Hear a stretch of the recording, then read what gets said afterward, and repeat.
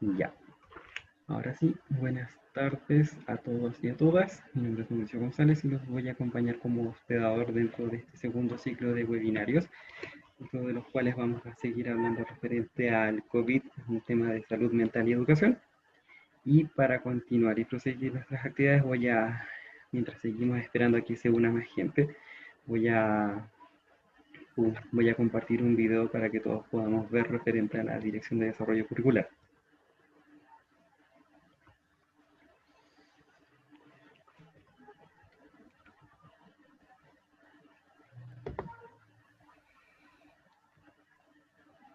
En el contexto de permitir la instalación de nuestro modelo educativo en la institución, y así delinear las acciones requeridas para alcanzar esta meta, la Vicerrectoría Académica crea la Dirección de Desarrollo Curricular para acompañar a las unidades académicas en este desafío.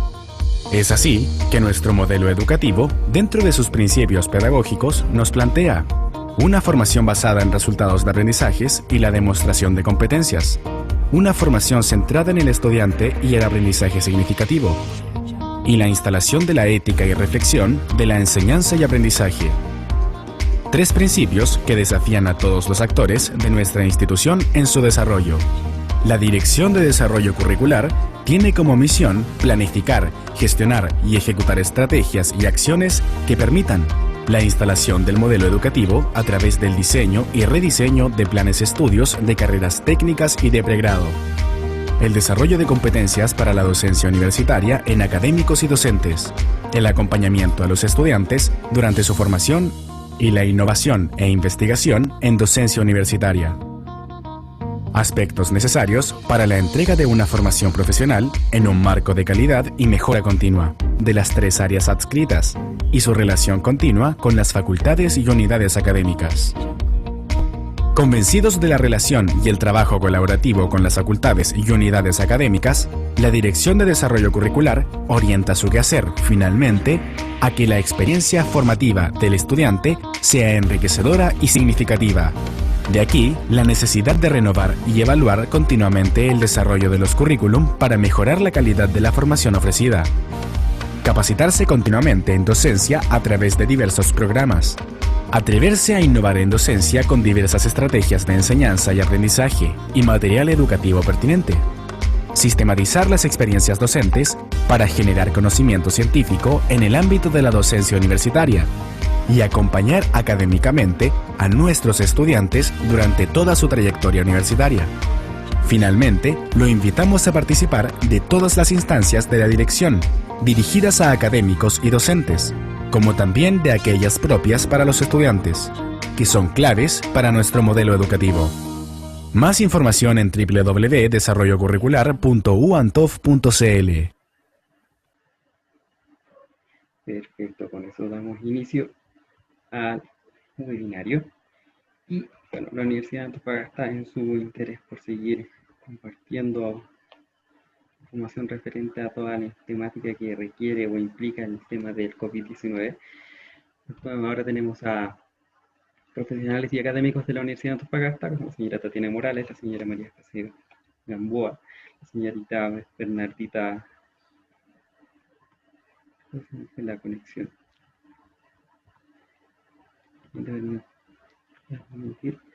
Señor de Valderrama y el señor Jorge Muñoz, que son funcionarios académicos de la Universidad de Antofagasta, nos van a acompañar con diferentes aspectos o índoles referente a lo que implica el COVID-19 y también con el nuevo cambio de vida. Y antes de partir con las actividades, vamos a dar instrucciones referente a cómo vamos a trabajar con el tema de las preguntas. A medida que se vayan desarrollando las diferentes charlas, en el apartado de chat, todas las preguntas que se les vayan viniendo a la mente o que vayan surgiendo a medida que se vayan exponiendo los diferentes temas, voy a pedir que vayan escribiendo las diferentes consultas y después de finalizar todas las exposiciones vamos a elegir las tres preguntas que sean más relevantes referente a los diversos temas que se aborden.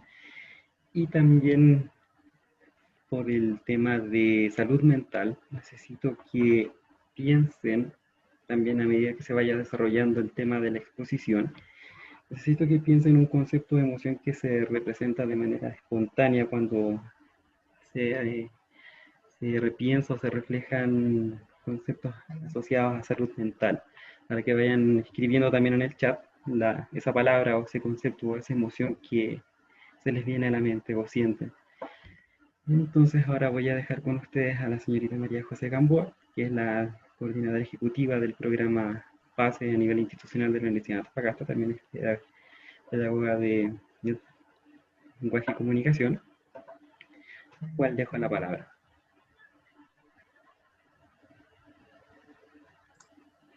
Muchas gracias, Mauricio. Voy a compartir acá la presentación.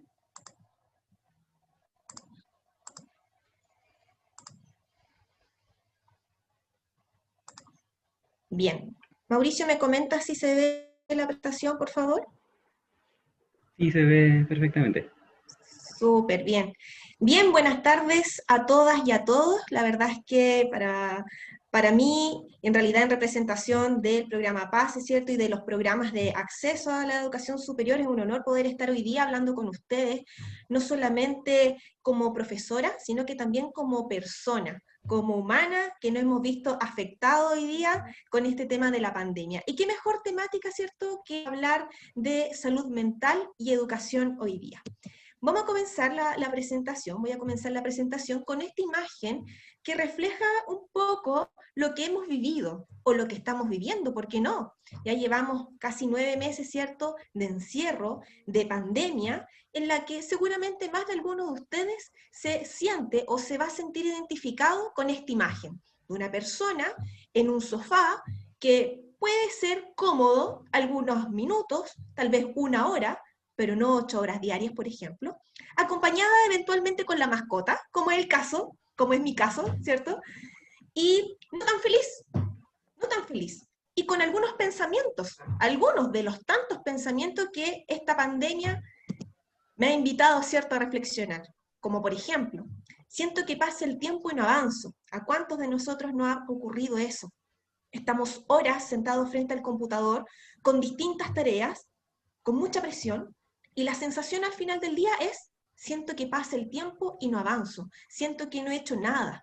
¿Ya? En más de algún momento hemos sentido, ¿cierto?, este sentimiento, hemos tenido este sentimiento. El segundo, un juicio asociado a todo lo que hemos estado viviendo académicamente, es que prefiero las clases presenciales.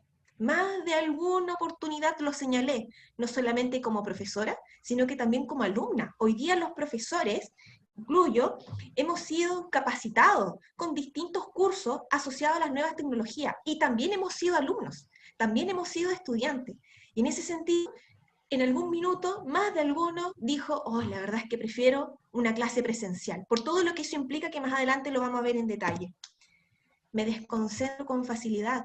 Otro de los pensamientos recurrentes. Hoy día el rol que tenemos frente a la pantalla no es únicamente de estudiante o profesor. Estamos en nuestros hogares. Y el rol no es solamente de mamá, papá, profesora, sino que también es de pareja, hermana, hija, dueña de casa o dueño de casa, con todo lo que eso significa. Entonces, ahora, al tema académico le sumamos que tenemos que cocinar, tenemos que ordenar, tenemos que estar pendientes de que esté el almuerzo a determinada hora, porque hay un montón de otras actividades de tarea.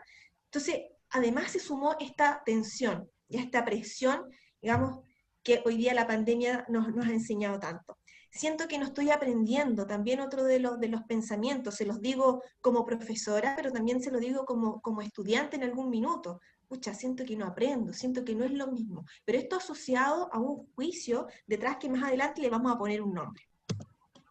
De nuevo me quedé sin internet. ¿A cuánto de nosotros nos ha ocurrido con estas famosas, no voy a nombrar empresas, pero ustedes ya más o menos saben a quiénes me refiero? Hoy día, ¿cuántos de nosotros no hemos tenido estas dificultades de internet? Y junto con ello, no solamente la dificultad del internet, sino que también de distintos dispositivos que no cumplen con las expectativas, no cumplen con la exigencia que hoy día le estamos presentando con este nuevo sistema online.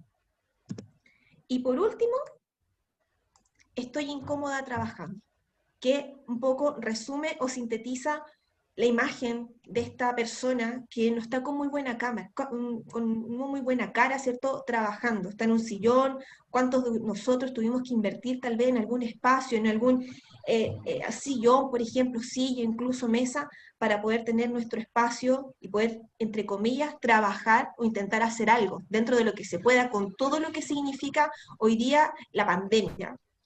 Entonces, chiquillos, vamos a poner nombre a esto. Recién yo les comentaba un poco de las distintas dificultades que se nos ha presentado, pero principalmente eso tiene un nombre y se llama resistencia al cambio. El ser humano es un animal de costumbre, y suena como cliché, pero en definitiva eso es un animal de costumbre. Hoy día ya llevamos casi 9 meses de encierro y probablemente lo que en algún minuto nos agobió, lo que en algún minuto nos estresó, hoy día no lo es tanto, porque hemos adquirido herramientas, técnicas para sobrellevar esas situaciones que nos estresaban tanto, ¿ya? No voy a poner ejemplo, me imagino que ustedes tienen un montón de ello asociado a su propio aprendizaje, ¿ya? A la manera de vivir. Hoy día nos cambió completamente la forma de vivir, pero en su comienzo, si tal vez esto lo hubiésemos conversado a principio de año, por supuesto que hubiese sido mucho más crítico al momento. ¿Por qué? Porque hay una resistencia al cambio. Por ahí me hablan en el chat. ¿Ya? Entonces hay una resistencia al cambio. Y todavía lo sigue habiendo, ¿por qué no? O sea, hay muchas cosas que están cambiando, hay mucha incertidumbre. Hoy día no tenemos idea cómo vamos a estar en 2 semanas más, y por lo tanto probablemente nos siga surgiendo este sentimiento de resistencia al cambio. Pero si miramos hacia atrás, hay muchas cosas que nosotros ya las echamos al hombro o ya las resolvimos. Por lo tanto, no es tanto el inconveniente, ¿ya? Bueno, el problema del Internet ya los comenté, la incertidumbre, que ya también la señalé de alguna forma. Bueno, acá yo hago referencia a la incertidumbre, no solamente de las evaluaciones, sino que también al cómo va a ser el sistema de clase de mis profesores, cómo yo me voy a enfrentar a eso. Entonces yo creo que, bueno, más adelante lo vamos a hablar un poco del confiar en el otro. Tiene que ver con que efectivamente hay incertidumbre, pero hay un montón de gente que hoy día está trabajando para que esto sea lo más llevadero posible, tanto estudiantes como universidad. De hecho, en el video que vimos de inicio a esta presentación, hay una unidad específica, dedicada para que el trabajo sea consistente, sea significativo, y no quedemos abandonados como en el espacio, como en algún minuto lo percibimos. Hoy día a los estudiantes sí se les está ofreciendo herramientas de acompañamiento. Hoy día a los profesores también, no solamente un acompañamiento de carácter, por ejemplo, académico, sino que también hay todo un tema asociado a la salud mental, que ahí seguramente mis colegas van a hacer referencia a ello. Hay 3 puntos acá, o hay 3 conceptos que me gustaría englobarlos en uno. El primero de ellos tiene que ver con la falta de autonomía, la autorregulación y la capacidad de autoaprendizaje, que son conceptos que nos pasaron un poco la cuenta, y nos pasaron porque me incluyo en ellos. Siendo profesora, teniendo una rutina de trabajo, creo que a pesar de ser muy estructurada, organizada, en más de alguna oportunidad me desordené, me desestructuré. Porque, como les decía recién, no solamente tenemos un rol como profesor, en este caso como estudiante, frente a la pantalla, sino que hay un montón de otros roles que estamos cumpliendo en paralelo. Y es obvio, es normal que nos desordenemos, pero siempre con este Pepe Grillo que yo le llamo, que, oye, autorregulación, controla tus tiempos, controla tus espacios. ¿Cuántos de nosotros no tuvimos alguna, o no caímos en situaciones más o menos tóxicas al principio de la pandemia? Les voy a contar una situación muy personal. Cuando nos encerramos y dijeron, ya, hay que hacer clases online, a mí se me dio vuelta el sueño.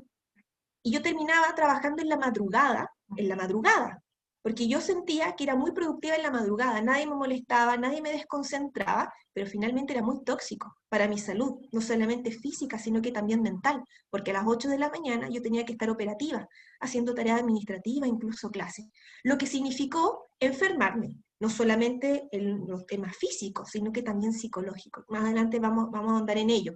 Se fijan entonces por precisamente la falta de una autorregulación, la falta de autonomía. A veces estamos acostumbrados a que hay alguien, comillas, y perdonen la expresión, pero que hay alguien que esté chicoteando los caracoles. Ya, apura, llega la hora, haz esto, participa acá, manda el correo. Y hoy día no tenemos esa inmediatez.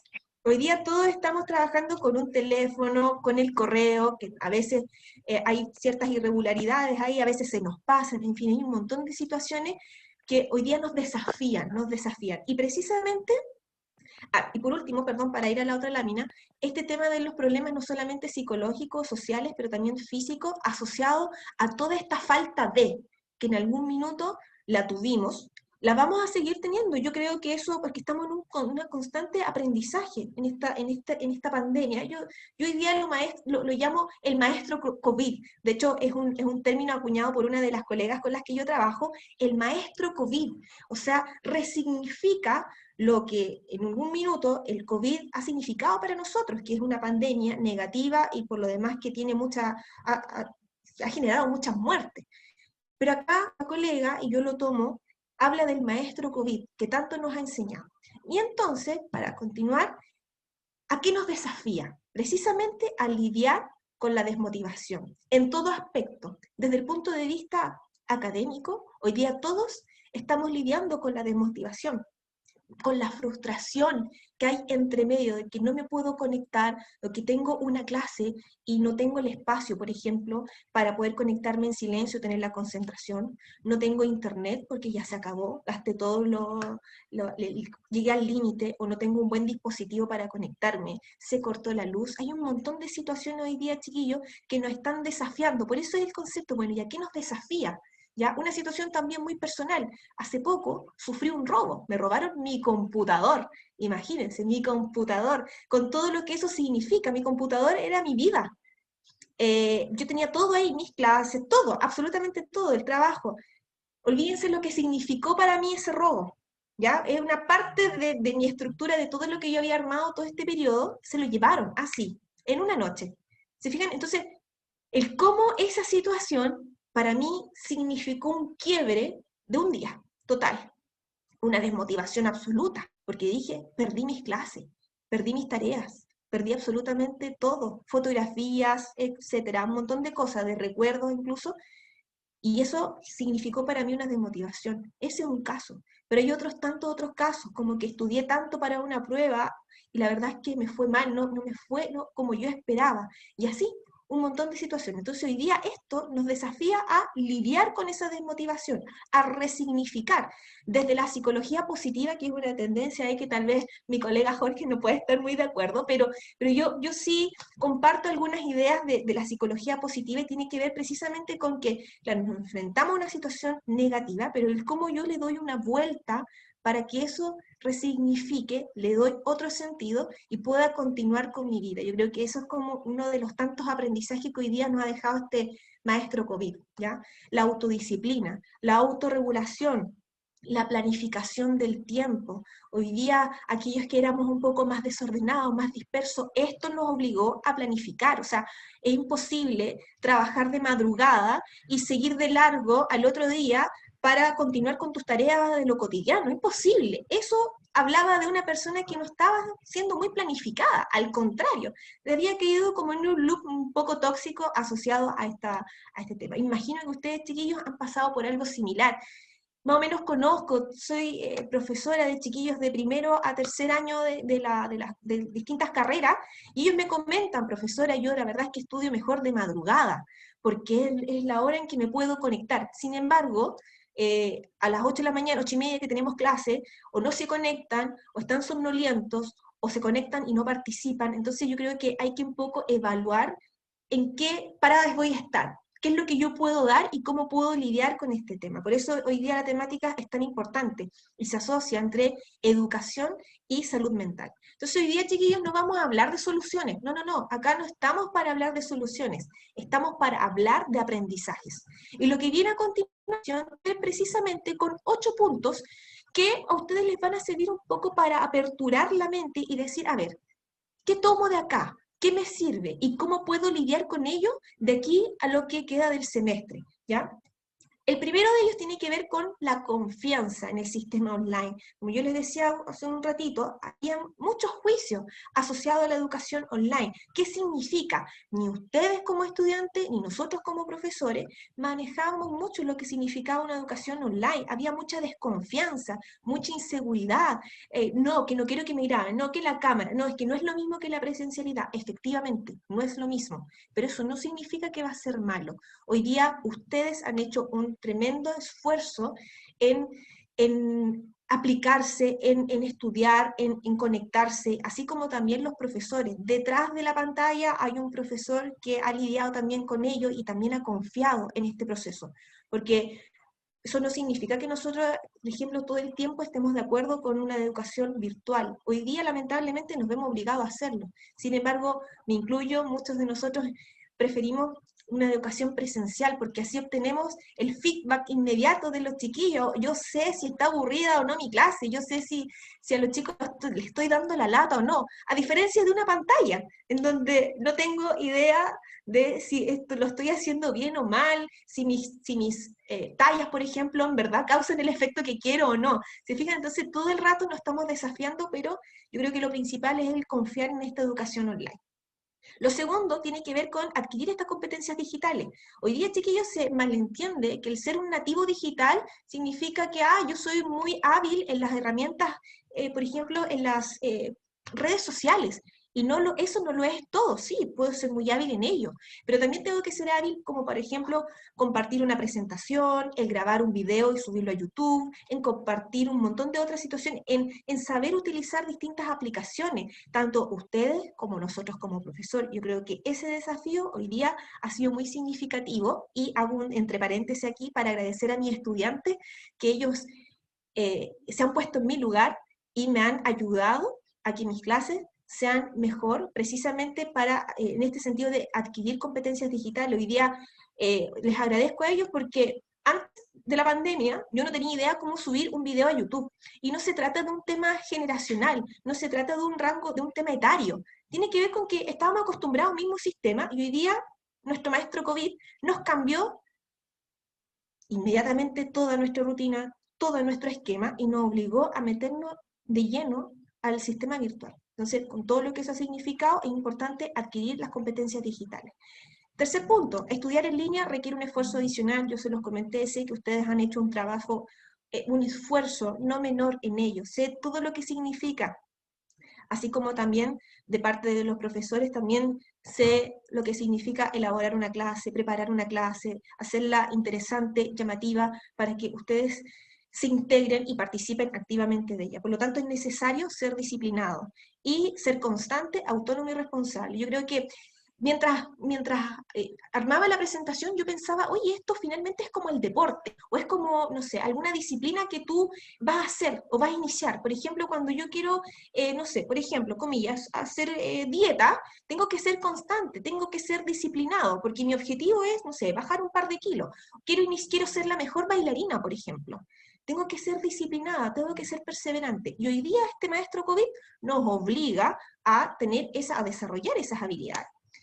El cuarto punto tiene que ver con elegir un lugar para estudiar, que esté libre de ruidos y distracciones. Hoy día, chiquillos, sé que es difícil, sé que es complejo, no siempre están los recursos como, por ejemplo, para adquirir una buena silla, o un buen comedor, o un escritorio, pero en la conversación con el otro, en la conversación con la familia, sí se puede llegar a un acuerdo, de tal manera que se respeten los espacios de estudio, los espacios para compartir con la familia, los espacios para divertirse, para el ocio. Yo creo que es súper importante, y más adelante aparece un punto que tiene que ver con el compartir con el otro, precisamente para poder resolver este tema que también ha sido complejo para todos, ¿ya?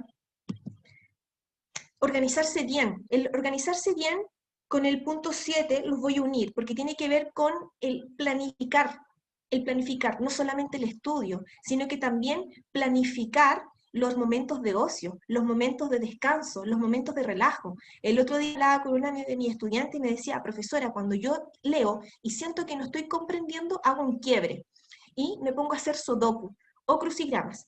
Y me dijo, yo sé que eso es loco. Y yo le dije, no, al contrario, eso no tiene nada de loco. Al contrario, porque tu cerebro necesita hacer un quiebre, estás bloqueada.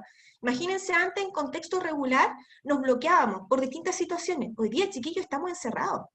Hoy día hay un montón de incertidumbre, hoy día tenemos familiares enfermos incluso, hay un montón, hay tantas cosas que nos agobian, que nos afectan, que claramente nuestro cerebro está sobrepasado. O sea, claramente los aprendizajes van a requerir de un mayor esfuerzo. Y precisamente si tú tienes una planificación, eso lo vas a poder llevar de mejor manera. Entonces, así como cerrando ese punto, no solamente es bueno planificar el momento de estudio, el cuándo yo me voy a juntar con mi compañero, o sea, a reunir virtualmente con mi compañero o compañera para hacer un trabajo, estudiar, ¿cierto? Sino que también mis momentos de descanso, que son tan o más importantes que lo disciplinar. Sexto punto, interactuar con los profesores y compañeros. Hoy día yo leo y veo con mucha pena algunos casos jocosos que se han viralizado por las redes sociales, en donde a profesores le han ocurrido percances o simplemente hay una burla asociada detrás, un insulto, y la verdad es que a mí me duele en el alma porque finalmente sé lo que significa estar al otro lado de la pantalla, sé lo que significa preparar un material con harto cariño, con harta dedicación, y que ocurran ese tipo de chascarros o situaciones y que por lo demás se viralice. Entonces, en ese sentido, acá yo voy a englobar este concepto, estas últimas dos ideas en la palabra empatía. Creo que hoy día, chiquillos, estamos todos viviendo situaciones más o menos similares, y me tengo que poner, o los invito a ponerse en el lugar del otro, el entender el que está pasando con el otro, en entender el esfuerzo, en entender que si no te puedes conectar es porque, ok, te entiendo, te grabo la clase, o te respondo, nos juntamos otro día. Yo creo que en ese sentido, los profesores están muy dispuestos para poder desarrollar estas ideas, para poder desarrollar a lo mejor la docencia de otra manera, pero siempre necesitamos el feedback del otro. De hecho, el otro día conversaba con una colega y ella me decía que su clase comenzaba a las 3, pero ella se reunía 15 minutos antes de la clase, abría la sesión y los chiquillos iban entrando y hablaban de cualquier otra cosa, nada que ver con la clase propiamente tal. Hablaban de cómo estaban, si tenían alguna situación en particular, y eso ha permitido que la clase se desenvolviera de otra manera, distinta, con otro enfoque, con otro ritmo, más allá de una clase, ya conectemos, listo, ¿cómo están? Espero que bien, ya sigamos, avancemos. Creo que hoy día es importante entregarnos esos espacios, ambos. De hecho, cuando armaba esta presentación, yo decía, no es unidireccional, es bidireccional. Así como yo espero de mi estudiante, imagino que mis estudiantes también esperan mucho de mí. En ese sentido, siempre les digo, tienen el espacio para las aplicaciones para poder conectarnos y hablar de otra cosa que no sea únicamente la docencia. Hoy día todos necesitamos escucharnos. Hoy día todos necesitamos entendernos. Por eso englobo la palabra empatía. Y por último, que tiene que ver con, seguramente ahí Jorge va a detallar, tiene que ver con gestionar las emociones y compartirlas.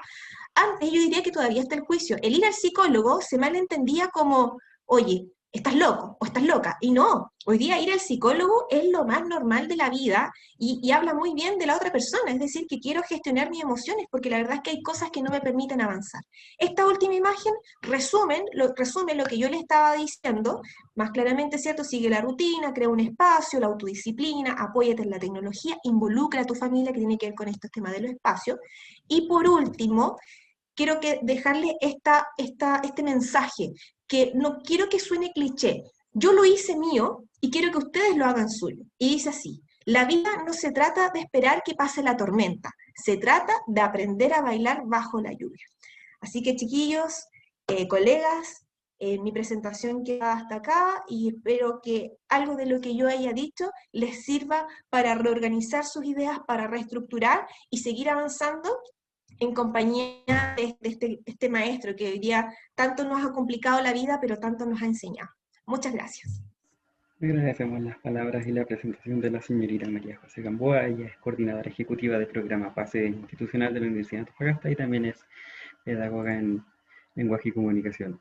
Antes de continuar con la segunda presentación, quiero recordar de que en el chat hay dos instrucciones para que las puedan revisar. Una es el tema de que a medida que vayan apareciendo dudas o consultas en las tres charlas que se están entregando actualmente, las puedan escribir para que al finalizar el webinario se puedan dar respuestas a las más relevantes o a las que engloben mayor información, y también para que puedan pensar en un concepto de emoción que se les presente de manera espontánea al pensar en la en salud mental. Ahora vamos a dar la bienvenida para continuar con estructura biológica y síntomas con la señora Tatiana Morales, que es docente de la Universidad de Antofagasta, actual jefe de carrera de Pedagogía en Biología y Ciencias Naturales, magíster en Educación basada en competencias, y a la señora Bernardita Valenzuela, también docente de la Universidad de Antofagasta, doctora en Ciencias Aplicadas, con mención en Sistemas Marítimos Costeros, a los cuales dejo la palabra. Hola, buenas tardes a todos. Agradecer su presencia y esperamos que nuestra presentación sea de su agrado, la cual consiste en las bases biológicas y moleculares del virus COVID-2. Mi nombre es Tatiana Morales y quien va a dar la gran parte de la charla sería la doctora Bernardita Valenzuela. Bueno, los estudios científicos hace años que vienen dando alerta sobre algunas acciones que estamos realizando los seres humanos. Hace unos 13, 14 años atrás se entregó un premio Nobel a un grupo de científicos por los esfuerzos por contribuir y difundir un mayor conocimiento sobre el cambio climático que está provocando el hombre y sentar las bases sobre las medidas necesarias para contrarrestar dicho cambio. Si nosotros miramos la imagen que tenemos acá, nosotros vemos que el cambio climático sigue, tenemos sequía, hay aumento de los niveles del agua, hay deshielos, hay cambios de alzas de temperatura en algunos países, baja temperatura en otros países, la acidez del mar está afectando también. El pH del mar debe ser alrededor de 8 y tanto en la superficie y está bajando el pH. También tenemos que tener precaución en ese sentido. Pasando a otro estudio científico, ya en el año 2007 aproximadamente, en una revista Reseñas de Microbiología Clínica, presentan un estudio que se llama Coronavirus del síndrome respiratorio agudo severo como agente de infección emergente y reemergente. En este estudio se da a conocer que de la presencia de una gran cantidad de virus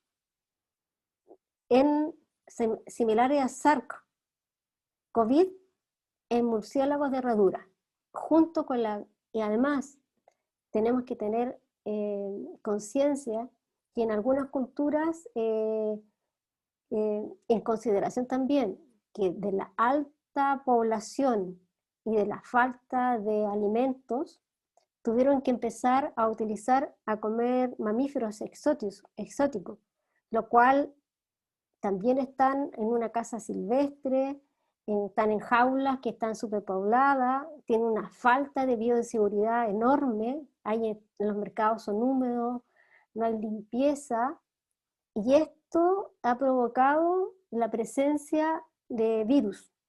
Por lo tanto, ahí ya en el 2007 alertaban que podría resurgir un SARS-CoV y teníamos que estar preparados. Y esto surge dado que en el año 2002, ¿ya? Yo recién les comentaba que el estudio fue hecho en el 2007, y esto nace dado que en el 2002, 2003 hubo en China en noviembre un brote de SARS-CoV-1, ¿ya? Por lo tanto, ya teníamos algo, ya estábamos el conocimiento, en los científicos estaba la alerta. Por lo tanto, ahora en el año 2019 hay otro virus, otra cepa, SARS-CoV-2, que fue mucho más potente, provocó una pandemia a nivel mundial que nos ha hecho cambiar, como comentaba la colega anterior, nos ha hecho cambiar nuestra vida, ha hecho mirar a los científicos, mirar qué es lo que estamos haciendo nosotros como sociedad. A lo mejor nosotros tenemos que, los profesionales, tenemos que divulgar más el conocimiento científico de manera tal que nosotros como población estemos preparados para todas estas datas que están dando los científicos de distintas áreas, del área de la química, del área de la biología, del área de la energía, que nos están dando las alertas, nos están dando los estudios, y nosotros no lo estamos considerando.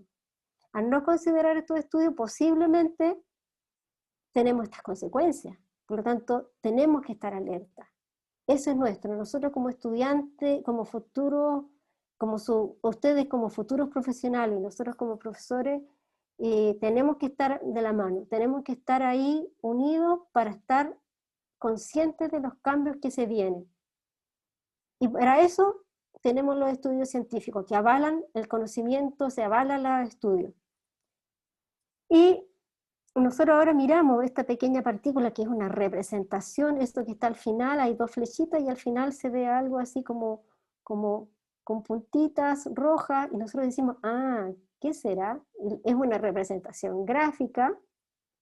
¿Y qué miramos ahí? Miramos una minúscula partícula y que ha conseguido afectar nuestra vida de distintas maneras.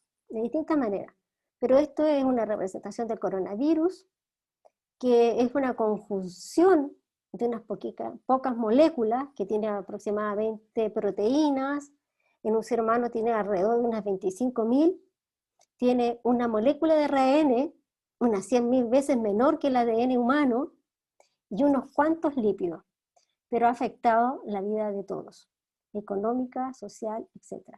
Y ahora, Bernardita continuará.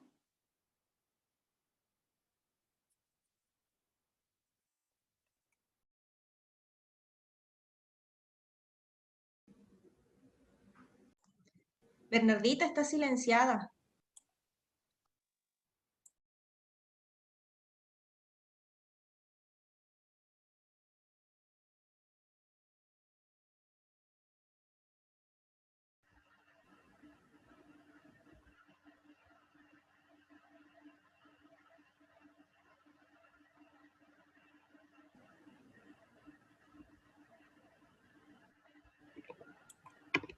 Bernardita. El micrófono activado, no sé qué está pasando, déjenme revisar. Desconectar y reconectar los audífonos,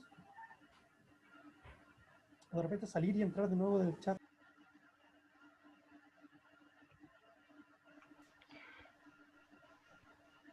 Salir también un poco del video, que puede ayudar a Claro. descompresionar un poco. Sí. Sí, porque Bueno, tiene el también audio comentarles activado. que sí. Mientras Bernardita activa el audio, comentarles también que esta no es primera vez nosotros que estamos afectados por algún tipo de pandemia. Los seres humanos tienen una gran capacidad de adecuarse, pero eso depende también de los esfuerzos que tengamos nosotros como ciudadanos, no como personas que estamos con toma de decisiones. Tenemos la toma de decisión nuestra de no afectar al otro. Esa es nuestra toma de decisión ahora como un ciudadano que estamos acá, yo trabajando. Mi toma de decisión es no afectar al otro y de esa manera cuidar el entorno, cuidar, en el caso del cambio climático, cuidar el material que utilizo, la reutilización, el uso adecuado del aceite, el descarte de los aceites. Y en el caso del coronavirus, también tener la precaución de cómo nosotros vamos a actuar con el otro, cómo yo estoy al lado del otro y tener la precaución hacia el otro. Si yo voy a salir y tengo que, por supuesto, usar la mascarilla. ¿Por qué? Es una manera que yo tengo que proteger a mi entorno, al otro. Hay que usar la medida que uno tiene que no afectar Bernardita, si quieres yo proyecto.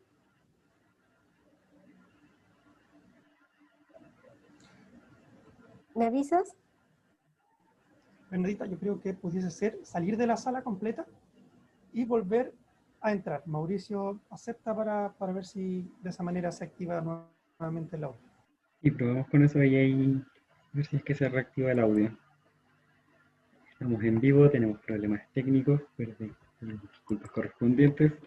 Los chascarros que les dicen en televisión.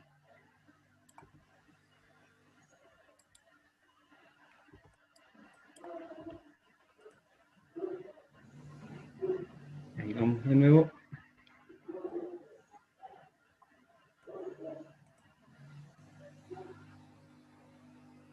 ¿Aló? ¿Entras ahí?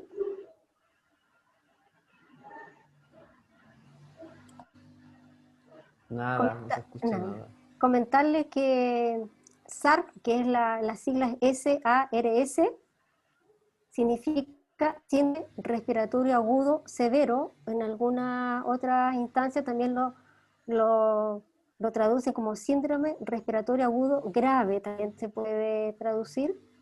Y lo que yo le comentaba hace un rato, que era SARS-CoV-1 y SARS-CoV-2, es porque el SARS-CoV-1 fue la primera pandemia, el brote que hubo, por eso le pusieron 1. Y ahora en el 2009 le pusieron 2 porque es otro efecto, otra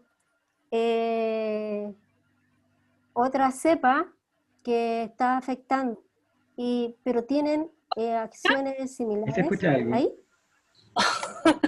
Bernardita, ahora sí te escuchamos. Y ahí sí. Sí, ahora sí. Oh, ya. Perdón. No se preocupen, estamos en vivo, pedimos la Algo disculpa pasó. correspondiente, los chascarros ocurren a veces. Ya, ahora sí. Bueno, buenas tardes chicos y chicas que nos están escuchando. Debería hablar un poco algunos conceptos sobre el famoso SARS-CoV-2 y vamos a partir hablando un poco sobre qué es un virus. Nosotros siempre hemos escuchado a las personas en la televisión que hablan de la partícula viral porque los virus no están vivos y hemos, por ahí de repente algunos científicos hablan de los viriones y tenemos como toda una mezcla en la cabeza. Entonces, generalmente los científicos se refieren a un virión como una partícula viral completa. ¿Qué quiere decir? Que esa partícula tiene la capacidad de infectar a una célula, en este caso del SARS, a un humano. ¿Ya? Cuando está incompleta, ¿cierto? Que no puede infectar, hablamos de una partícula, solo una partícula viral. Entonces, el virión puede infectar a un organismo huésped, pero como no puede estar activo por sí solo, o no se puede replicar, no se consideran organismos vivos. Cuando el virión se adhiere a una célula, es capaz entonces de utilizar esa maquinaria celular. Nosotros decimos que secuestra la célula, básicamente, para que pueda replicarse y de esa forma ensamblar nuevos virus e ir a buscar nuevas células. Algunos científicos han planteado que esto podría ser como el ciclo de vida de un virus. Sin embargo, si recordamos los postulados de la teoría celular que definen lo que es algo vivo, este organismo esta partícula viral no cumpliría con todos los postulados, por lo tanto no se considera dentro de la clasificación que nosotros tenemos como organismo vivo. Básicamente un virus lo definimos como una maquinaria molecular en tamaño de escala nanométrica, muy muy pequeñita, ya que están equipadas para invadir células de otro organismo, secuestrarlas y replicarse, ya se preocupan siempre de mantenerse. Y se fijan que acá yo tengo en negrito la escala nanométrica, que son cosas muy pequeñas. Acá tenemos una imagen en la cual podemos comparar con otros virus y otras células que están, en este caso, por ejemplo, en rojo alcanzamos a ver solo una pequeña parte de un glóbulo rojo humano, que es una célula muy pequeña, que tiene un diámetro de alrededor de 10.000 nanómetros. Por acá este coloso que vemos aquí abajo, en realidad es una bacteria muy pequeña, que es la Escherichia coli, muy conocida como modelo de trabajo en laboratorio. Y aquí ya comenzamos a ver la estructura y el tamaño de un virus. Este es otro que causó una pandemia que nos asustó mucho hace un tiempo atrás en África, que es el virus ébola. Fíjense en el tamaño, son de 970 nanómetros. Este círculo que tenemos acá arriba grafica el tamaño de una clamidia, una bacteria muy pequeña y que también es considerado como una bacteria parásito, ¿ya? Y por acá tenemos los más conocidos, que son los bacteriófagos, de cercano a 225 nanómetros. Los virus más pequeños que conocemos, por ejemplo, está el poliovirus, causante de la polio, ¿cierto?, que mide 30 nanómetros, muy pequeño. También tenemos el más pequeño acá, el bacteriófago F2MS2, que mide 24 nanómetros. Uno que puede ser un poquito más conocido es el adenovirus, mide 90 nanómetros, y para que tengan una idea, el COP2 mide 120 nanómetros. Entonces debería estar cercano al adenovirus. Los virus son súper interesantes en cuanto a su diversidad. Se considera que en nuestro planeta existen 10 elevado a 31 unidades o partículas virales en general, lo que es un número muy grande, ¿no? Y además los viromas que se han obtenido desde distintos ambientes indican que estos virus serían los más ubicuos, o sea, están en todos lados de la naturaleza, y serían, por supuesto, los grupos más diversos. ¿Y cómo clasificamos esta gran diversidad? Existen algunas formas. Lo podemos clasificar por la cápside, lo que está afuera, las proteínas que estarían presentes, por la presencia o ausencia de envoltura, y por supuesto el tipo de ácido nucleico que tiene al interior, si es de ADN o si es de ARN. En el caso del SARS-CoV-2, su estructura define que en el interior tenemos ARN, y tiene unas pequeñas proteínas, en este caso está graficado como la proteína N, tiene una envoltura lipídica con dos tipos de proteínas, la proteína M y la proteína E, que está acá en rosa y en verde, y por supuesto lo que caracteriza a este virus son estas proteínas, la proteína S que está formando la corona. Si es que nosotros vamos a ver cómo está conformada la estructura de este ARN, vamos a encontrar algo como esto. Básicamente, varias proteínas que se producen en tándem, pero quiero destacar acá las proteínas que están, la estructura de la proteína S.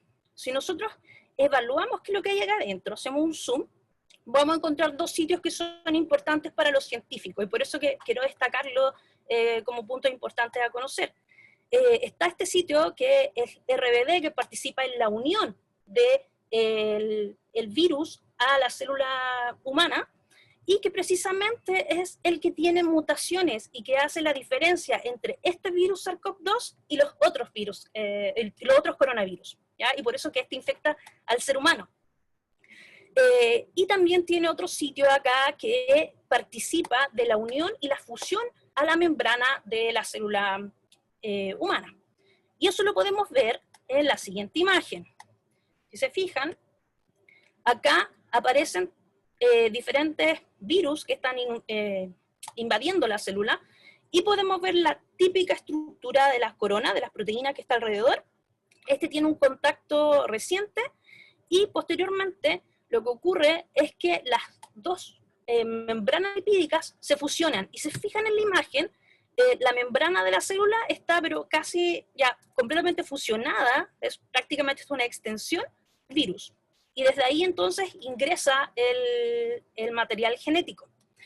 Este esquema es muy interesante, yo creo que por razones de tiempo no se los voy a explicar a finalidad, pero básicamente lo que muestra es qué es lo que ocurre en este proceso. Una vez que entra el virus, el virus lo que hace es utilizar toda la maquinaria celular para poder ensamblar sus nuevas proteínas, lípidos, etcétera, y vuelve a salir, ¿ya? No lo voy a explicar en detalle, pero lo que yo quiero es que vean cómo está graficado básicamente la maquinaria que la célula utiliza para producir sus propias proteínas o sus propios componentes celulares. Quiero destacar, en este caso, la importancia de un gran aporte que es de Jun Almeida. Todas estas imágenes que ustedes ven acá, que se ven perfectas, se debe principalmente a todos los avances tecnológicos y científicos que tenemos hasta hoy en día, pero sin embargo le debemos mucho a esta científica. Joan Almeida fue quien fotografió tiene la primera imagen de coronavirus. Si ustedes pueden ver, están las proteínas alrededor. No es una foto muy definida, pero tenemos que considerar que esta imagen fue tomada en 1967. Y fue esta científica la que trabajó junto al doctor David Tyrrell, que identificó un virus denominado B814. Este virus no se podía cultivar en el laboratorio y nadie lo había logrado identificar. Él hace entonces ella hace esta imagen de fotografía y lo denomina entonces corona, porque le recordaba a la corona solar. ¿Ya? Esa es la definición, no la corona que nosotros conocemos, la corona de los reyes o de las princesas, ¿no? Y además el aporte de esta chica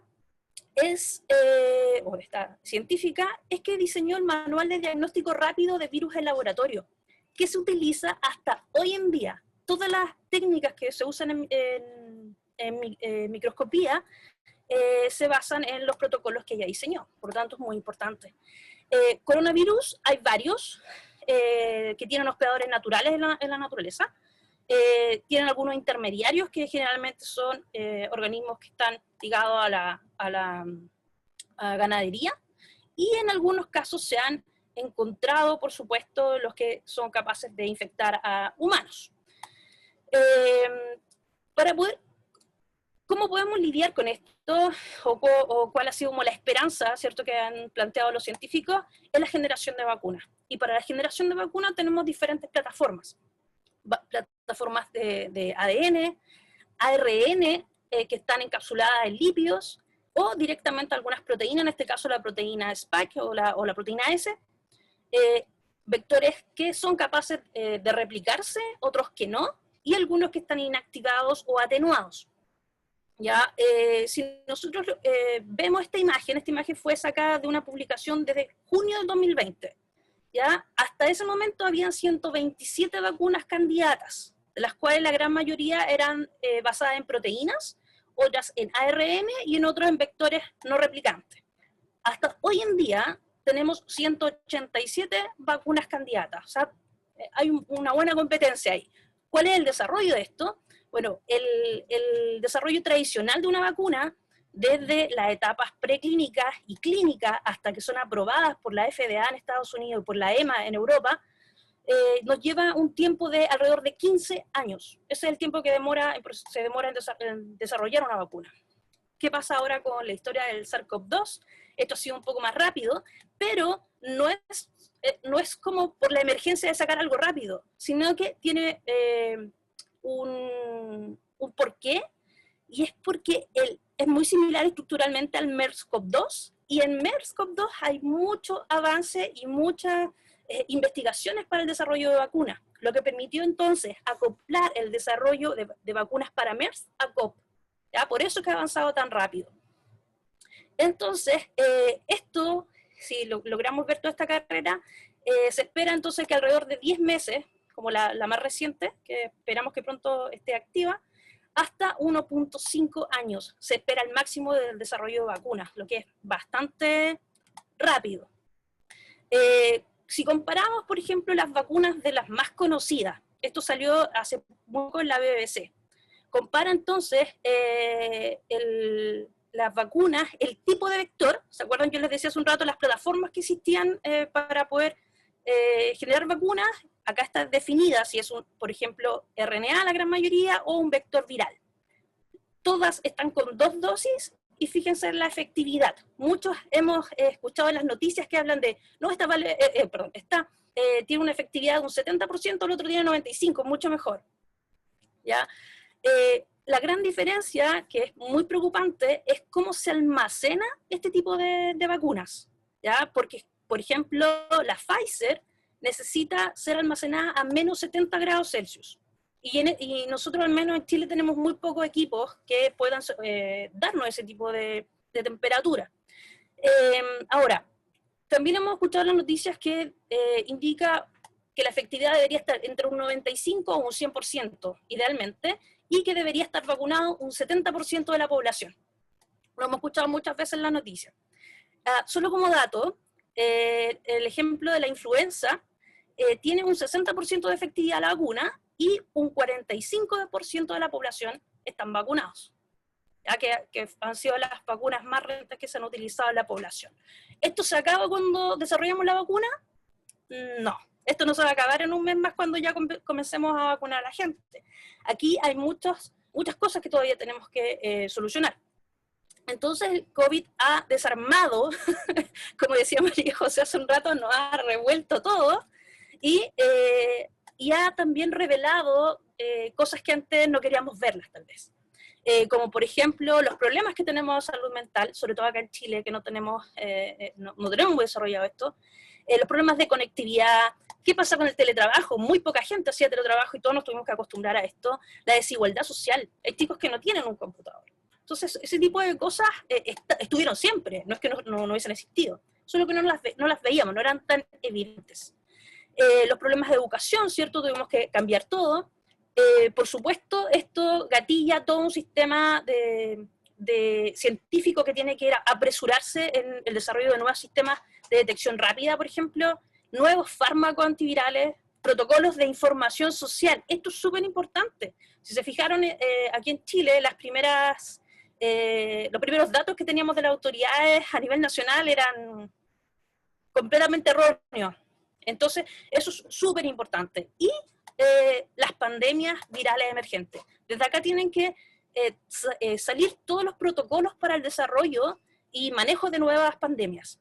Y quiero finalizar, chiquillos, poniendo esta frase, ¿cierto? Es que acá tocó repensar qué es lo que es importante para cada uno. La familia, los estudios, la casa, el lugar donde vivo, etc. Y no solamente para uno, sino que para el resto de la sociedad. Trabajar con pandemia o armar todo el protocolo de pandemia no significa solamente protegerme yo, sino proteger a mi entorno y sobrevivir no solo, sino que en comunidad. Hasta acá dejo mi presentación, Tatiana, no sé si... Bueno, ahorita gracias, sí, solamente por interno nos avisan que nos queda un minuto. Me voy a tomar un minuto que me queda y voy a señalar lo que viene en la medida de precaución. Lo voy a hacer muy rápido.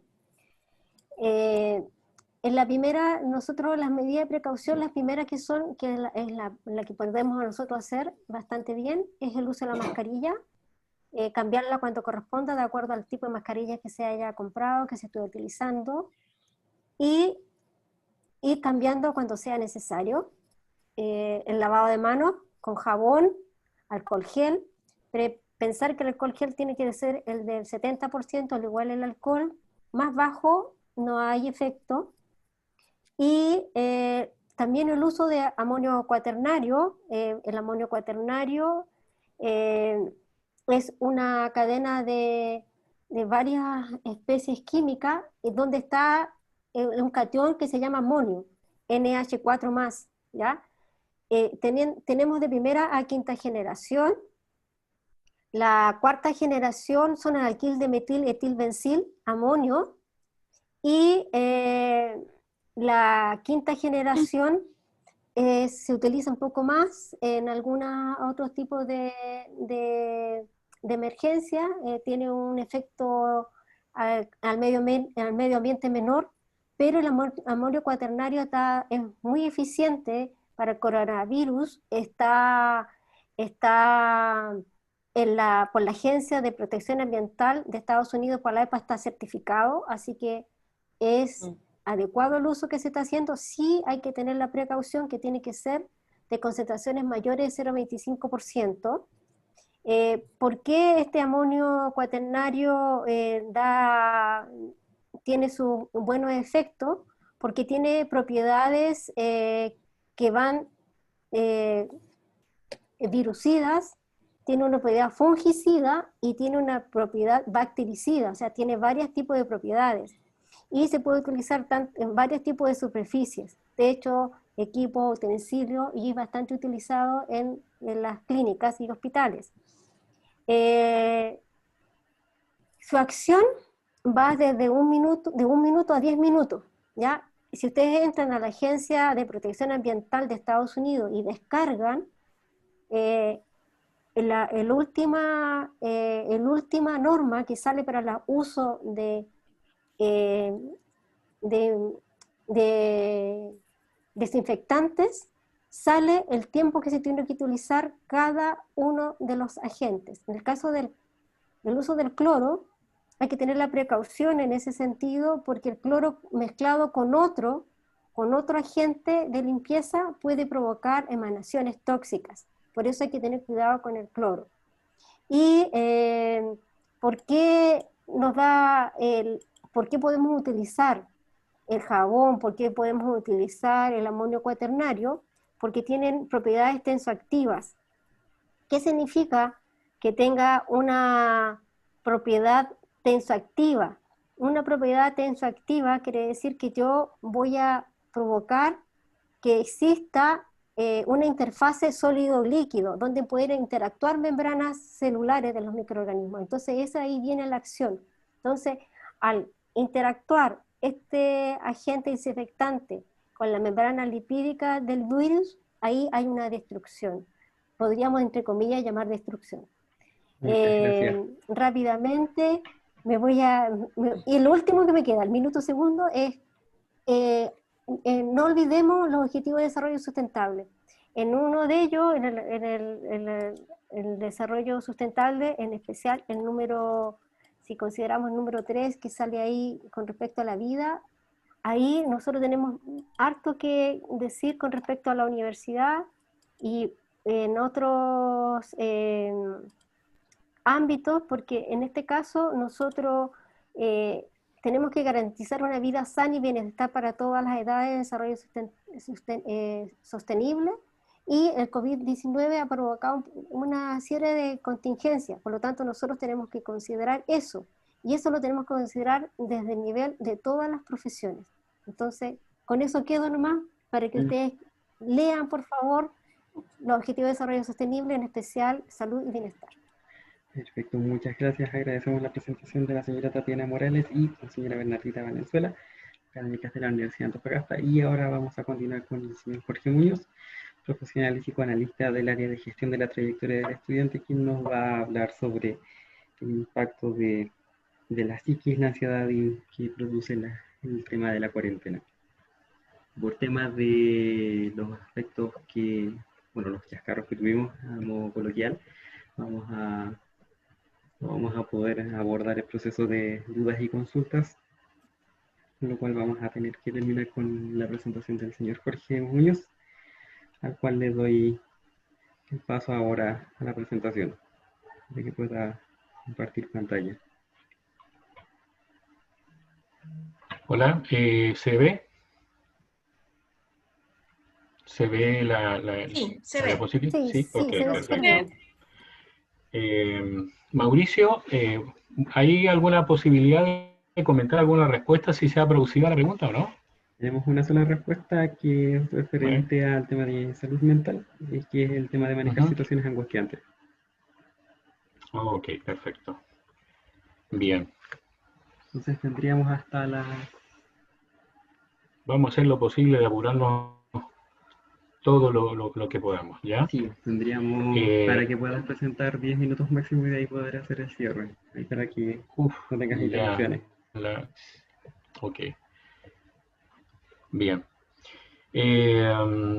Bueno, antes que todo, un saludo cordial para todos ustedes que están participando de este webinar. Hemos visto algunos datos importantes desde el punto de vista biológico y bioquímico de lo que es el COVID-19 coronavirus, pero debemos señalar que también, y silenciosamente, hay otros factores, otros efectos de este virus que corren tan rápido y peligrosos como la infección misma, es la alteración de la salud mental y, por ende, el descontrol de los comportamientos de la población. Por lo tanto, y fíjense acá, tomo algunos comentarios de las exposiciones anteriores. Por ahí, en la primera exposición se habló de la gestión y el compartir emociones, que tiene que ver justamente con lo psicológico en términos de autogestión y autorregulación, y también en la segunda exposición dieron énfasis en relación a la importancia del otro, a la importancia de lo que nos rodea, ¿no? Cómo tenemos que preocuparnos también. Y ahí estaría entonces la parte social en respecto de nuestra también autorregulación y autogestión. Por lo tanto, respecto de este tema, me gustaría enfocarme en dos aspectos que, de acuerdo a la evolución histórica que ha tenido el manejo de la salud mental en el mundo occidental, ha sido notoriamente anulado o al menos debilitado en su expresión. Me refiero a la autogestión y autorregulación de la propia salud mental. Más allá de todas las definiciones, voy a tratar de dar argumentos para, en primer lugar, cuestionar en parte el modelo que se ha impuesto y, por otro lado, promover la rehabilitación de nuestro protagonismo cuando de nuestra salud mental se trata. Ustedes dirán, ¿por qué recuperar? Porque vivimos en una propuesta de sociedad y, por tanto, también de salud fuertemente asistencialista, donde la autogestión y autorregulación, en el sentido profundo de su práctica, no tiene mucha cabida. El cuestionamiento claramente es una propuesta de construcción de sentido, es decir, no con la idea de destruir, sino más bien de descomponer algunos aspectos que son poco visibles e intentar aportar otro sentido que respalden más los objetivos buscados. Bien, algunas dudas. La primera, ¿de qué manera se enfoca preponderantemente la temática de salud mental? Como algo que provoca consecuencias, es decir, como la causa que hay que supervisar y cautelar para que no obstaculice los éxitos y los desempeños. Bien, en el mundo laboral esto es muy corriente, todas las entrevistas que se hacen es justamente para poder hacer una valoración de las competencias y también del estado mental del postulante, ¿no? O si es visto como un área de consecuencia, es decir, preponderantemente como un área del ser humano que constantemente se ve vulnerada y sometida a desgaste por el entorno, empujada a veces hasta el límite, donde el sujeto pierde su equilibrio y homeostasis con la realidad. Bueno, esto último es más difícil porque el peso del orgánico, que tiene que ver con la segunda propuesta, hace difícil visibilizar la violencia de lo simbólico. Acá hay un síndrome que desde hace algunos años hasta ahora ha sido muy famoso, que se llama el síndrome de burnout, que tiene que ver con, no sé si lo pronuncié bien, pero tiene que ver con el trabajador quemado en el ámbito laboral. Y justamente llama la atención porque los signos y síntomas que caracterizan a este síndrome son casi exactamente igual al síndrome de estrés postraumático. Y llama la atención porque evidentemente en ese sentido el estrés postraumático pone énfasis en que el sujeto en un momento está sano y producto de un trauma, es decir, postraumático, el sujeto tiene una alteración o tiene un deterioro. Y eso amerita alguna investigación, algún estudio. Pero trasladar, es decir, a través del síndrome de burnout, ¿cuál es el objetivo? Se traslada y se responsabiliza al sujeto mismo como que no tiene las condiciones o tiene un deterioro ya in situ, ya, y que no, en este caso, aparentemente no podría soportar el peso de las exigencias del trabajo. Es decir, de alguna manera con eso se esconde o se anula o se invisibiliza el tema de la violencia psicosocial que hay en la organización del trabajo. Hay que decirlo, el trabajo no enferma, lo que enferma es la organización del trabajo. Y como el peso de la temática va a ser orgánico, entonces claramente la respuesta a la tercera duda será de jurisdicción médica y no social, como en la actualidad entonces está instaurado. Los colores en rojo enfatizan dónde está el peso del mismo. ¿A qué se debe esto? ¿De qué manera se ha instalado? Bien, producto de una medicalización de la sociedad. No es un invento mío, hay una bibliografía bastante profusa al respecto, y eso lo podemos ver en la definición. Dice, entendemos por medicalización el proceso de convertir situaciones que han sido siempre normales en cuadros patológicos y pretender resolver, mediante la medicina, situaciones que no son médicas, sino sociales, profesionales o de las relaciones interpersonales. La medicalización entonces es un proceso continuo que se autoalimenta y crece de forma constante, facilitado por supuesto por una situación en la que la sociedad va perdiendo capacidad de resolución y de tolerancia frente a los problemas. Su origen es multifactorial, existen diversas causas para que se produzca este fenómeno. Eso sí, todas ellas claramente con un común denominador, ¿no? La industrialización de lo satisfactorio a las necesidades y la rentabilidad de lo cotidiano, muy propia de una sociedad de mercado. En esto van a participar como gestores y dispositivos de reforzamiento los medios de comunicación y publicidad, la industria farmacéutica, los políticos, los gestores y empresas de la salud, a través de un ministerio privatizante. Y por qué no decirlo, en muchas universidades, la inoculación de la idea de empresa a los estudiantes que se están formando como futuros médicos. En definitiva, todos juegan un papel muy importante en este proceso. Veamos un poco de definiciones, ¿ya? Y ahí la OMS dice que salud es un estado de completo bienestar físico, mental y social, y no solamente la ausencia de afecciones y enfermedades. Bien, aquí habría que comentar algo. Completo bienestar no existe. Esa es una crítica que se le hace, pero entendemos que tiene buenas intenciones. Luego también dice la salud mental es un componente integral y esencial de la salud mental, perdón, de la salud en general. Y por último, señala, una importante consecuencia de esta definición es que considera la salud mental como algo más que la ausencia de trastornos o discapacidad mental. Es decir, aquí pone el acento en que no necesariamente es médico, sino que también hay algo más, porque no tiene que ver solamente con la ausencia y presencia de los trastornos. Al mismo tiempo, hay una propuesta de definición de salud mental que dice que es un estado de bienestar en la que la persona realiza sus capacidades y es capaz de hacer frente al estrés normal de la vida, de trabajar de forma productiva y de contribuir a su comunidad. Fíjese, lo interesante de esta definición es que señala que hay un estrés normal de la vida. Esto rompe un poco con la poesía de idealizar de que la vida siempre es maravillosa por sí misma. Es decir, aquí dentro de la vida normal están las pérdidas, los dolores, los sufrimientos, los duelos, y dice que tenemos que tener la capacidad de hacer frente a ese estrés normal. Eso lo define como salud mental. No hay que olvidar que la palabra criterio, que es lo que buscamos en este sentido, la palabra criterio que buscamos un sujeto maduro, viene de crecer, y crecer viene de crisis. Siguiendo la búsqueda de argumentos, veamos un poco de historia. Fíjense que ya en 1978, la Conferencia Internacional sobre la Salud Primaria de Alma-Ata, ahí en la antigua Unión Soviética, la Organización Mundial de la Salud y la UNICEF generó el evento de política de salud internacional más importante de la historia, que marcó un hito en la salud pública del mundo. Contó con la presencia de 134 países, 67 organismos internacionales y muchas organizaciones no gubernamentales, perdón. Lo único que faltó fue justamente China, ¿no? Esta conferencia en ese tiempo se va a concluir con 10 declaraciones fundamentales. Para el caso que me convoca, voy a destacar 2 de estas declaraciones, resaltando sobre todo sus aprendizajes. Uno de ellos, evidentemente, tiene que ver con que la enfermedad y la salud es un tema demasiado complejo para dejárselo solo a los médicos.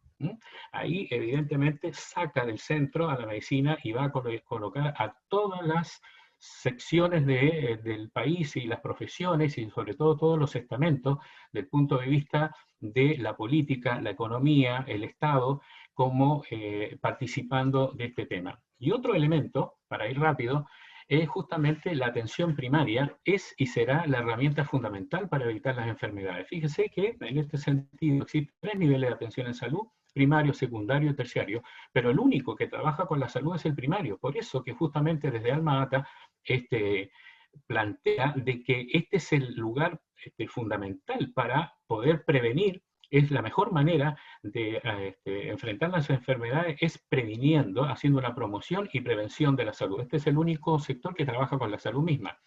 El otro, el secundario y terciario, ya trabajan con la enfermedad, y por lo tanto, aparentemente, ahí está el peso un poco de las ideas ministeriales y de los presupuestos, ¿no?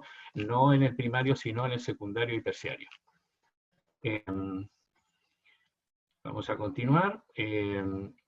Entonces, ¿qué ha sucedido, no? Seguimos profundizando en relación a su objeto de estudio. Tenemos lo siguiente.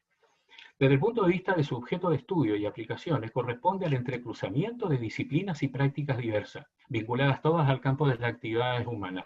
Es decir, fíjese, ahí está la antropología, epistemología, la ética, filosofía, obviamente está psicología, psiquiatría, etcétera. Muchas profesiones. Pero, ¿qué estaría sucediendo entonces? ¿Cómo quedaría un esquemita? De esta manera. Salud mental y rodeado de una cantidad de profesiones. En el círculo rojo está otro. En estos momentos los sectores minoritarios, y lo vemos también en las manifestaciones, están pidiendo también participar de la sociedad. En ese sentido, lo que está en rojo podría considerarse las minorías, las etnias, los credos, es decir, toda la población en ese sentido está tratando de participar. Y como dice, esquemáticamente entonces sería, como dice, corresponde a nuestro entrecruzamiento de disciplina y prácticas diversas. Pero ¿qué va a suceder? Siempre va a haber un pero. Salud mental, aún siendo oriundo y originario de las ciencias sociales, el peso institucional y las determinantes económicas sociales que se establecen en nuestra sociedad, háblese de la instalación de la sociedad de mercado, determinaron que salud mental iniciara su expansión como extensión de las actividades psiquiátricas a las que se ubican en un centro. Es decir, va a pasar esto. Y desde ese lugar, ubicado como eje de la salud mental, va a comenzar a desplegar una serie de actividades regulatorias y normatizantes. De hecho, no está sola. Un sector importante de la psicología ha sido arrastrado y participa de esta hegemonía que claramente en gran parte invisibiliza las posibilidades de autogestión y autorregulación al respecto. En verdad lo que corresponde es que las acciones de la psiquiatría deben ser consideradas, evaluadas y replanteadas desde las pautas conceptuales de los objetos de salud mental. Entonces, por lo expuesto, salud mental excede conceptual y operativamente al sector salud, aunque tenga en él una fuerte inserción. Afirmación que puede parecer obvia, pero que no obstante es imprescindible sostener permanentemente, ya que la medicalización y la psicologización muchas veces imperante presionan para que todo lo atinente a salud mental sea encarado desde perspectivas asistencialistas y parcializadoras. Siguiendo con la búsqueda de fundamentación, debemos señalar también la presencia de otra confusión o mirada errónea respecto al tema de la salud en general, que incluye a la salud mental. Es la de creer que salud es igual a sano. Vamos a ver que no es así. Vamos a utilizar este esquemita. Vamos a ver ahí que es una calle que presenta dos veredas, ¿sí? Y por un lado estarían los sanos, y en la vereda del frente típico estarían los enfermos. Esto es propio de una mentalidad dualista, es decir, donde dice que los factores y las fases se oponen entre sí, ¿no? Entonces, típico de nuestra sociedad occidental judeo-cristiana, de alguna manera, ¿no? Claridad versus oscuridad, cielo versus infierno, bueno versus malo, etcétera. Bueno, sanos versus enfermos. En ese sentido, entonces, vamos a tener que introducir otro análisis en la que esta idea es una idea, yo diría, de tipo más dialéctica, es decir, ya las fases no se oponen, sino que ambas fases forman parte de un mismo proceso. Porque siempre vamos a tener síntomas, ¿no? Ya sea desde el punto de vista orgánico, no sé, tos, fiebre, estornudo, pero nos recuperamos. También podemos presentar de repente un poco de depresión, nos sentimos miedo, algo angustiado, pero nos recuperamos. Y así sucesivamente. En esta mirada un poco dialéctica, entonces, decíamos que salud no es igual a sano porque la salud estaría puesta en este sector, ¿ya? Es decir, es un proceso. Por lo tanto, la vida consta de problemas, pero también de soluciones, de alegrías y de tristeza. En ese sentido, entonces, la pérdida de salud quedaría en este sector. El factor primordial en la aparición de una crisis es la importancia que el individuo le da al problema y los recursos psicológicos de lo que éste dispone, entonces. Por ejemplo, en este caso, una depresión profunda, una angustia masiva, o crisis de pánico, una ansiedad paranoide, tendencia al suicidio, etcétera, serían claramente situaciones donde hay una pérdida del control y de la autogestión y autorregulación de su salud. Entonces, aquí vamos a ver... avisar que nos quedan 2 minutos para que puedas ir redondeando la idea y hacer el cierre. Voy a, no sé, un poco difícil, a ver. Y después viene la siguiente charla. Sí. Bien, lo que quería mencionar es que justamente hay una cantidad de síntomas que están en este terreno, ¿sí? Ansiedad, miedo, angustia, depresión, pero que son normales, ¿no? Absolutamente normales. Es decir, la reflexión que quiero compartir tiene que ver más con un cuestionamiento a la mirada fuertemente medicalizada que se impone hoy al concepto de salud mental. Por razones que no va a dar el tiempo de analizar, diríamos que los signos y síntomas que, entre otras cosas, nos avisan de la existencia de un malestar, de algo que no anda bien en nuestro mundo interno, bajo esta mirada, dejan de tener la funcionalidad de alarma, de aviso, de atención, de preparación, de alerta. En otras palabras, dejan de ser indicadores de un funcionamiento mental sano. Ahora se han convertido en patologías en sí mismas, en síndromes o en enfermedades, calificadas rápidamente como trastornos. Me parece importante abrir la puerta a otra mirada frente a la pandemia que nos rodea. Sentir un miedo o ansiedad, sentimientos de angustia o de depresión, son absolutamente esperables si hablamos de un sujeto social y mentalmente sano. Al contrario, no sentir nada de esto, aparentemente muy deseable, efectivamente podría estar mostrando a sujetos con serios daños o trastornos psicológicos.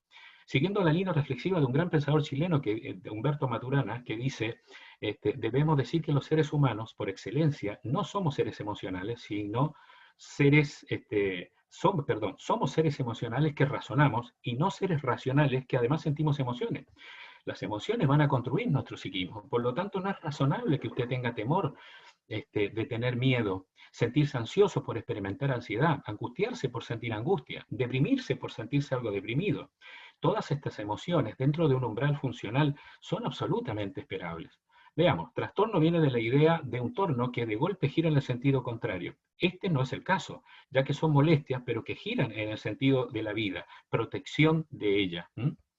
Podemos hablar de trastornos cuando el umbral es intenso o crónico o sencillamente frente a un peligro inexistente o fantasiado, ¿sí? Pero, insisto, este no es el caso, el peligro sí existe. Entonces no intenten negar o reprimir estas emociones, tenemos recurso y potencial para caminar con ellas. Al fin y al cabo, están a favor nuestro.